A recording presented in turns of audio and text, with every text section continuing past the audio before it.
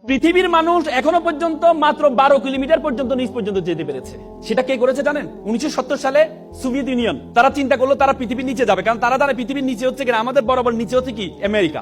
আমরা যদি এখানে যে 6টা বাজে, আমেরিকাতে 6টা বাজে, রাত 6টা বাজে, দিন 6টা হলে রাত 6টা। সে চিন্তা করলো নিচ দিয়ে যাবে। তখন তাদের গবেষণা পথে তারা নিচে যাওয়া শুরু করেছে সাইবেরিয়া অঞ্চলে। নিচে গিয়ে তারা 12 কিলোমিটার পর্যন্ত গিয়ে দেখে সেখানে যেই গরম সেটা প্রায় 2000 সেলসিয়াস গরম। লোহা গলে যাচ্ছে সেখানে, কারণ 1500তে গেলে লোহা গলে যায়। আপনি দেখেন সূর্য আমাদেরকে গরম দেয়, আমরা 40, 50, 60 সেলসিয়াস গরম পাই আমরা। সূর্য আমাদের গরম দেয়, কিন্তু মাটির নিচে কিভাবে গরম হয়? পরবর্তীতে আর যেতে পারে নাই। সেই গবেষণা প্রতিষ্ঠানের প্রধান ছিলেন ডক্টর এসবক। তিনি বলেন, আমি যখন যেতে পারছি না তখন আমি একটা মাইক্রোফোন পাঠিয়েছিলাম সাউন্ড নেওয়ার জন্য, ভিতরে কি সাউন্ড হয়। বিলিভ অর নট, তিনি একজন খ্রিস্টান।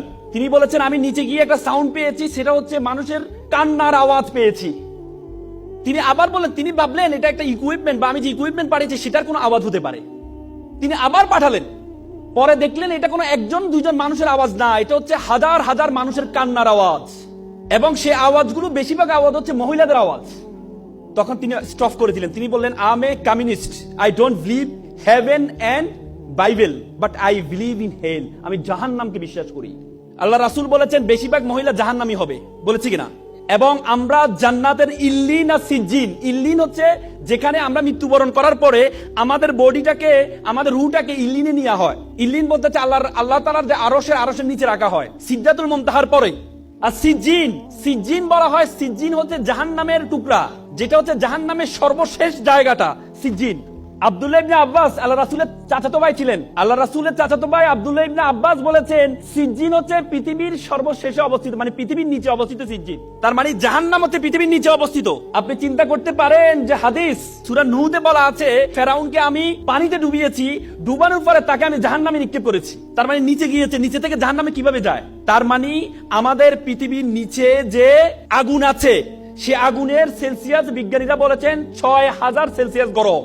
তার মানে ডক্টর এসবক যে সাউন্ডটা পেয়েছেন সে সাউন্ডটা কিসের সাউন্ড? জাহান্নামের সাউন্ড।